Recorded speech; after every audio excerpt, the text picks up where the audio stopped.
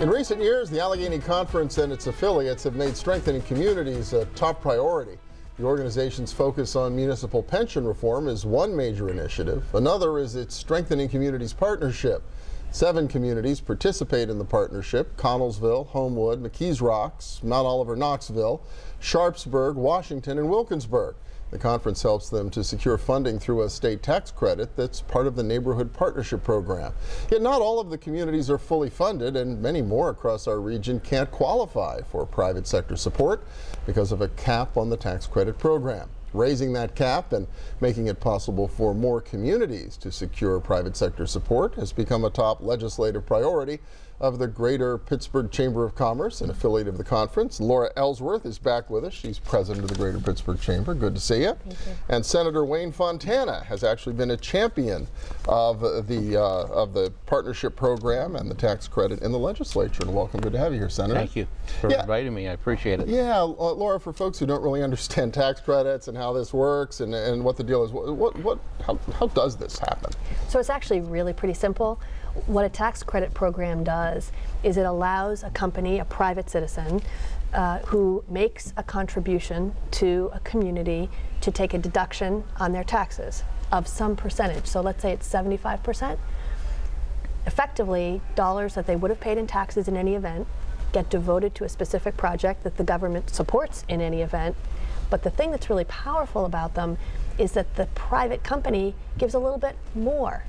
Gives that 25% more in their dollars. So effectively, these programs put private money in projects that the government wants to do and encourages the companies to give a little bit more of their private money. It's a perfect blend of the government and the private sector identifying and funding projects that are good for our communities. I hadn't thought of it that way. It's giving the state government additional leverage of private sector dollars for every tax dollar they're essentially putting into one of these efforts. Exactly, and it's also calling on the knowledge and expertise of companies that reside in these communities to identify the best projects in which to invest. So it's not just bringing dollars to the table, it's bringing some expertise and awareness to the table that benefits everybody, including the government. Yeah, and Senator Fontana, you've weighed in on this because one of the concerns has been, I guess the state turns away communities that would like access to this tax credit because there's a cap on it. Exactly, and you know, we've done our research about the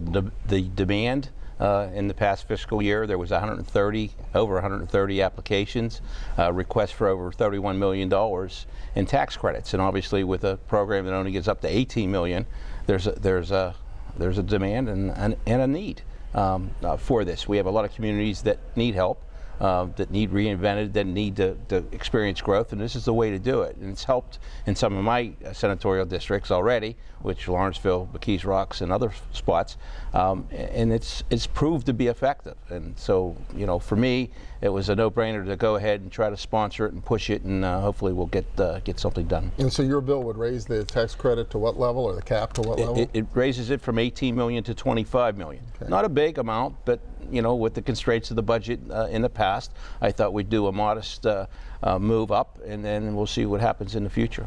And when these funds flow into a community, what good do they do?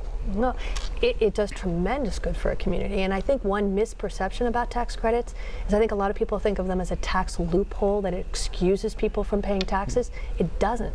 It redeploys that money into communities, leverages other funds to add to those communities, and the projects that are funded can transform communities. If you invest in things that matter in a community and you rely on the private sector to help identify them, those are going to make communities, every community, stronger and better. Well, and the members of the conference really have responded to this. It seems they like investing in these communities through this program. Sure, absolutely, because every business, my business, I know, every business, they want their community to be better because A, we believe in our communities in Pennsylvania. Number 2, I recruit people from all over the world to Pennsylvania. I want my communities to be fabulous places to live for everybody in the community because that helps me recruit better, it helps me do more business in the community.